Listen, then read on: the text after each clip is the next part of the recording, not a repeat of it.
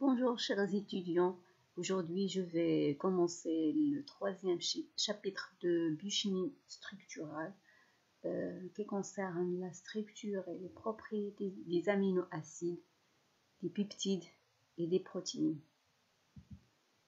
Donc les protéines sont des constituants très importants des cellules vivantes. Donc le terme protéine vient du terme grec qui est protos, signifiant première importance, c'est-à-dire une molécule de première importance. Elle constitue plus de la moitié de points secs des cellules. Donc elles sont présentes dans toutes les cellules et dans tous les compartiments cellulaires.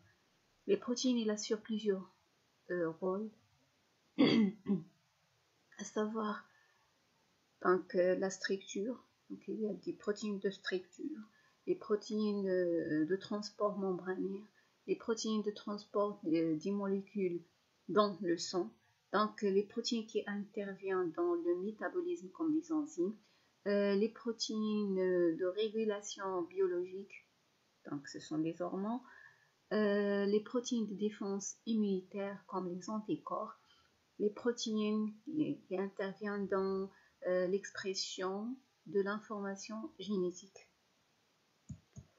Donc, les protéines sont des macromolécules formées par l'association d'un grand nombre de 50 à plusieurs milliers d'unités monomériques appelées acides aminés ou bien aminoacides. On distingue deux grands groupes de protéines, les holoprotéines formées uniquement par des enchaînements d'acides aminés et les hétéroprotéines formées en plus des enchaînements d'acides aminés d'un groupement non protéique. Donc, il y a des glycoprotéines, donc les protéines avec des glucides, et les lipoprotéines, c'est-à-dire les protéines avec des lipides, bien qu'ils sont associés avec les lipides. Donc, on va commencer par les propriétés et les structures des acides aminés. Donc, comme définition, les acides aminés ou bien les aminoacides sont des molécules chimiques qui possèdent deux fonctions. Une fonction acide carboxylique, le COOH, voilà la fonction carboxylique, COOH, donc ou bien fonction acide. La deuxième fonction, c'est une fonction amine primaire, NH2, donc fonction primaire NH2. La proline, c'est le seul acide aminé possédant une fonction amine secondaire. Donc, ces deux fonctions sont portées par un même atome de carbone. C'est le carbone alpha. Voilà, donc les deux fonctions, c'est-à-dire la fonction carboxylique et la fonction amine, sont portées par le même carbone. Voilà le carbone, donc qui s'appelle le carbone alpha. Les aminoacides sont également donc appelés les acides alpha aminés. Pourquoi acides alpha aminés? Parce que le NH2 et le COH sont portés par le même carbone. Voilà, donc ils sont portés par le même carbone, donc les deux fonctions sur le même carbone.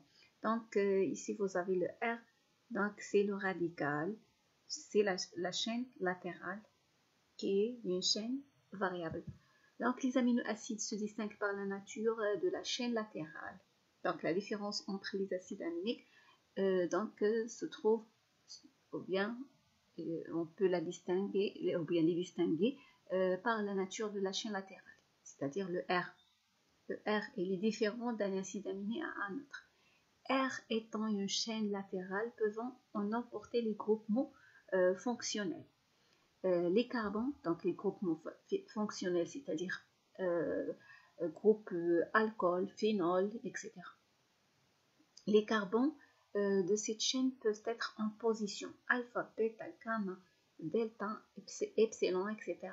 Donc, vous avez la nomenclature, voilà le COH, donc on commence après le COH, donc la numérotation alpha, bêta, gamma commence après le COH. Donc, on ne commence pas par le carbone de COH. Donc, c'est le deuxième carbone. Donc, le deuxième carbone porte alpha. Alpha, le suivant bêta, gamma, etc. Donc, il existe 20 radicaux de nature différente, c'est-à-dire il existe 20 acides aminés. Donc ici vous avez la forme des acides aminés qui est théorique, il n'existe pas en réalité. Donc l'acide qui existe c'est donc cette forme qui s'appelle forme zwitterion. Donc vous avez donc le CO en moins, donc au lieu de COH c'est le CO moins, au lieu de NH2 c'est le NH3+. Donc il présente aux valeurs de pH physiologique. Pour la nomenclature de ces acides aminés, nomenclature et classification, donc ici vous avez la classification, se fait selon la propriété physico-chimique de radical R. Donc on a dit que les acides aminés se diffèrent par le radical R. Donc vous avez les acides aminés non polaires, donc ils sont hydrophobes. Ce groupe contient les acides aminés à chaîne latérale, hydrocarbonés, aliphatiques ou aromatiques. Donc on a des acides aminés polaires, hydrophiles, donc ils ont donc une partie hydrophile. Donc vous avez des acides aminés à chaîne latérale hydrophile neutre, donc ou bien à chaîne latérale hydrophile basique, bien à chaîne latérale hydrophile acide. Donc ici vous avez les 20 acides aminés qui existent dans la nature. Donc vous avez les acides donc en orange, ce sont des acides aminés non polaires, ils sont hydrophobes. Donc vous avez la chaîne latérale qui distingue ce type des acides aminés. Donc ici non polaire, donc il contient une chaîne hydrocarbonée. Donc voilà les chaînes hydrocarbonées. Ici vous regardez donc les chaînes hydrocarbonées. Aussi vous avez la chaîne hydrocarbonée et ici vous avez une chaîne qui est aromatique. Donc et en vert vous avez les acides aminés polaires, donc non chargés. Donc ils sont hydrophiles, donc non chargés, neutres. Donc la charge il est égal à 0. Donc et voilà, ce sont en vert. Pour les acides aminés qui sont chargés négativement, donc ce sont des acides, donc on a deux types, l'acide glutamique et l'acide aspartique. Donc deux types. Ce sont des acides aminés. Donc en rose c'est des acides aminés acides et qui sont polaires. Et donc en bleu, vous avez des acides aminés polaires qui sont chargés positivement. Ce sont des acides aminés basiques. Donc ici vous voyez, donc ici vous avez donc la charge qui est positive. Ici positive. Donc si on prend, voilà, il contient 2 positives avec un moins, donc c'est positif, la même chose pour les deux autres. Ici vous avez donc vous avez 2 négatifs avec donc une charge qui est positive, donc la charge totale c'est donc la charge négative, donc elle est chargée négativement. Donc vous avez pour la proline, donc elle a une fonction amine secondaire, donc tous les acides aminés ont une fonction amine primaire, sauf pour la proline. Elle a une fonction qui est secondaire. Donc ici vous avez d'autres fonctions. Donc ici vous avez une fonction alcool. Donc alcool. Donc vous avez ici une fonction qui est thiol, c'est-à-dire avec le SH. Ici c'est une fonction qui est amide, c'est-à-dire le CONH2. Donc la même chose. Ici c'est la fonction phénol. Donc ici vous avez une fonction carboxylique. Donc vous avez COO moins Et la deuxième fonction est carboxylique, CO-. Donc, soit à la position bêta pour l'acide aspartique. Donc, vous avez donc, le COO, deuxième COO, c'est en position bêta. Donc, vous avez alpha, le carbone alpha et le carbone bêta. Donc, il porte la deuxième fonction carboxylique. Ici, il est porté par le, donc, voilà le alpha, le bêta, le gamma. Donc, on parle de gamma COH. Donc, ici, vous avez la nomenclature et la classification des principaux acides aminés. Donc, le total, on a 20 acides aminés. Donc, vous avez les noms des acides aminés, la glycine, l'analine, leucine, isoleucine, le valine, etc. Donc, avec leurs symboles. Donc, deux types de symboles. Donc, gly, ALA, le, isoleucine, donc avec le GAL, etc. Avec le pK de la fonction carboxyle, COH, le pK de la fonction amine.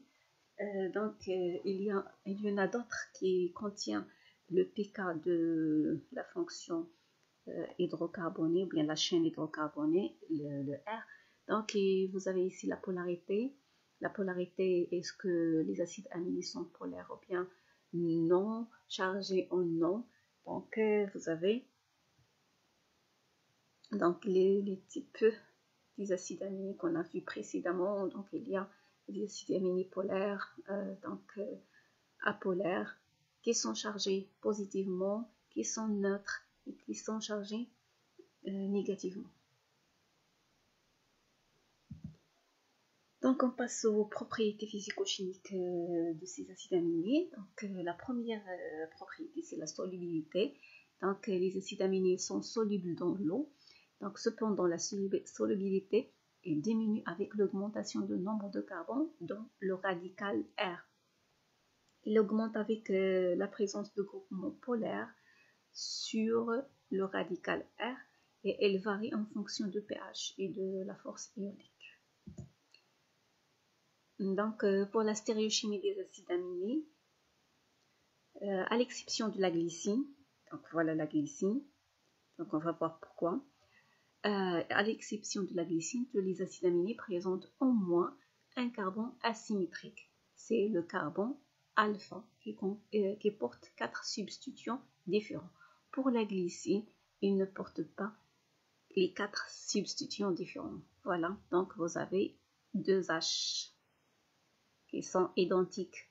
Donc, la glycine, donc, il n'a pas de carbone asymétrique. Donc, pour les autres, tous les autres ont au moins un seul carbone asymétrique qui est le carbone alpha. Donc, les deux énantiomères sont définis de la même manière que pour les os, en prenant le glycéraldéhyde comme référence dans la représentation de Fischer. Donc, comme dans les os, on va procéder de la même façon pour les acides aminés. Donc, on va prendre le L-glycéraldéhyde. Donc, le L, c'est-à-dire le OH vers la gauche. La même chose pour les acides aminés. Donc, on prend le NH2 vers la gauche. Donc, NH2 vers la gauche. Voilà, le NH2 vers la gauche, NH2 vers la gauche. Donc, c'est le L. L, donc alanine, le L-sérine, ainsi de suite. Donc, les acides aminés des protéines appartiennent tous à la série L.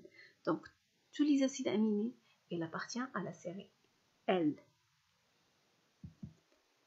Donc, les acides aminés ayant un deuxième centre chiral.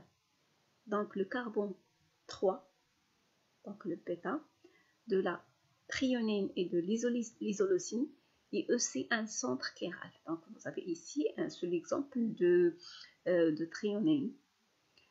Donc, leur énantiomère, elle, existera sous deux formes épinaires. Donc, ici, vous avez le L-thréonine et le D-thréonine. Donc, on affecte le préfixe allo à l'épimère que l'on ne trouve pas dans les protéines. Donc, le L-allothréonine, le D-allothréonine, donc ces deux formes n'existent pas dans la protéine. C'est ce qu'on trouve, c'est la L. Donc, la plupart du temps, on trouve la L-thréonine. Donc, il contient deux centres de carbone asymétriques, deux centres chiral ou bien deux carbones asymétriques. Donc, la troisième propriété, c'est la propriété rotatoire. Donc, pour les acides aminés de la série D, elles sont dotées de pouvoirs rotatoires, c'est-à-dire qu'ils peuvent dévier la lumière polarisée à droite ou à gauche. Donc, c'est comme chez les os. Elles sont donc dextrogères, bien plus D ou bien plus, s'ils dévient le plan de polarisation sur la droite. Donc, ici, vous avez le polariseur, c'est il dévie. Donc, vous voyez ici, il dévie la lumière comme ça, il dévie la lumière vers, donc, par exemple, vers la gauche. Donc, on dit dans ce cas qu'il est livogère. Donc, on a dit qu'ils sont, pour les acides aminés, sont dextrogères, s'ils dévient, bien plus, s'ils dévient le plan de polarisation sur la droite. Livogère, le moins, s'ils dévient le plan de polarisation sur la gauche. Donc, c'est la même chose pour les os. Donc, aussi, un mélange racinique. Donc, c'est la même chose pour les os. Un mélange racinique, c'est-à-dire 50% de D, 50% de L, est optiquement inactif. Donc, vous avez le L-thréonine, toujours en sorifère, à NH3. NH3 plus vers donc la gauche, c'est-à-dire c'est L, vers la droite, c'est le D. Donc ici, on sorifère à NH3 plus. Ce n'est pas un OH, comme chez les os. Ici, on sorifère à NH3 pour déterminer le pouvoir rotatoire ou bien pour déterminer la stéréoisomère.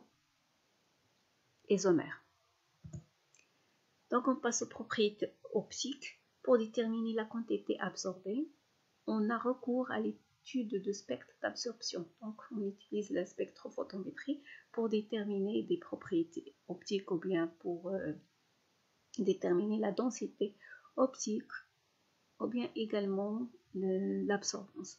Les aminoacides n'absorbent pas la lumière visible. Leurs solutions sont incolores. Les chaînes latérales aromatiques des aminoacides ont des spectres d'absorption caractéristiques dans l'ultraviolet moyen. Donc, elles s'absorbent à 280 nanomètres. Donc voilà.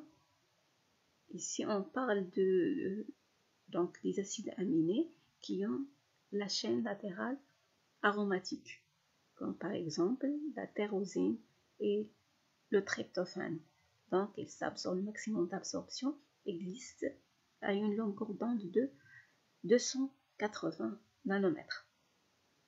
Donc, la lecture va se faire dans l'UV. Donc ici, vous avez la détection d'une solution qui contient des acides aminés aromatiques se fait sur UV. Sur UV, c'est-à-dire à 280 nanomètres. Cette propriété est très souvent utilisée pour le dosage des peptides et des protéines. Donc, autre propriété, c'est l'ionisation et le pouvoir tampon. Les acides aminés sont des molécules amphitères. Donc, pourquoi on dit amphitères? Puisqu'ils ont une fonction acide ou bien carboxylique et une fonction basique ou bien amine. Donc, ils ont fonction acide et la fonction basique à la fois. La dissociation de ces deux fonctions est sous l'influence de pH. Ainsi, dans un milieu acide, c'est NH2 qui capte un H+, il devient NH3+. Donc ici, vous avez un acide aminé avec un H+, donc c'est un milieu acide. Donc, il va se transformer en NH3+. Et dans un milieu basique, donc c'est le cas contraire, c'est le COH qui se dissocie en COO- et un H+. Donc vous avez un acide aminé en milieu basique, il va se dissocier en RCOO- plus, donc libération, il y a libération de H+. Ces deux réactions correspondent à des réactions de dissociation. Les proportions d'aminoacides ionisés et non ionisés existent en solution vont dépendre de la concentration en ion H+. Donc, ils vont dépendre du pH. Si on parle de H+, c'est-à-dire, donc on parle de pH. Donc, si on parle des aminoacides ionisés, donc ionisés, voilà. Donc, ça, on parle d'un acide aminé ionisé. Donc, acide aminé qui est ionisé. Ici, vous avez des acides aminés non ionisés. Donc, non ionisés. Donc, ces proportions, elles dépendent de pH. Donc, les acides aminés ne se dissocient pas complètement dans l'eau. Ce sont donc des acides faibles ou des bases faibles.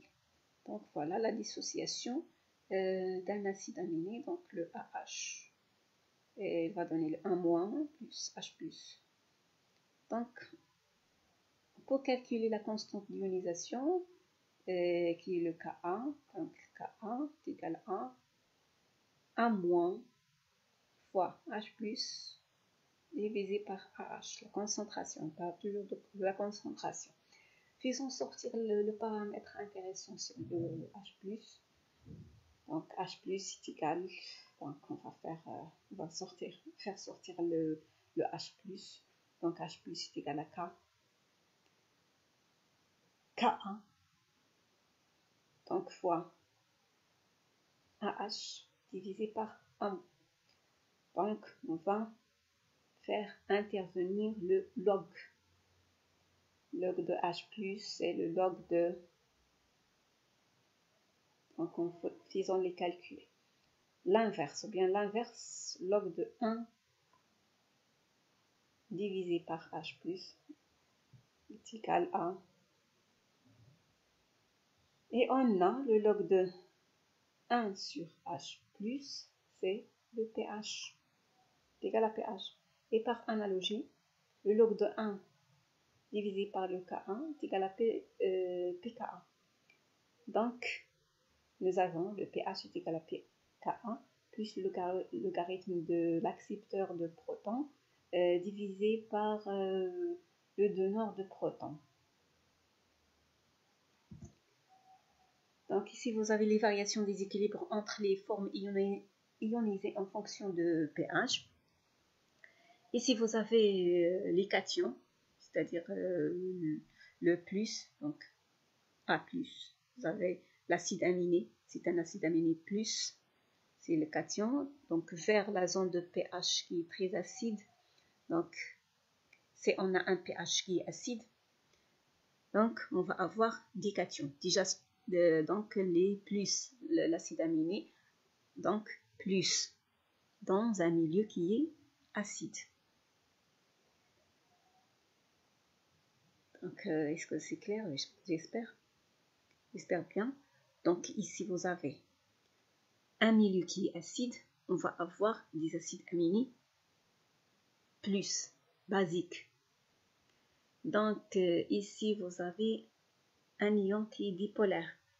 C'est-à-dire, donc on va avoir une charge qui est 0, neutre. Donc vous avez le plus avec le moins, donc la charge elle est 0, donc elle est neutre. Donc vous avez un acide aminé 0, neutre. Donc on parle de zwitterion. Et dans le troisième cas, vous avez le CO-, donc l'acide aminé prendre cette forme dans un milieu qui est basique. Donc basique, pH alcalin. Les anions, donc, on les trouve dans les ondes de pH très alcalin. Donc, la forme de l'acide aminé, c'est un acide aminé moins. Donc, il va avoir une charge qui est négative. Donc, ici, c'est une charge négative. Et ici, vous avez une charge qui est positive, mais dans le pH qui est acide.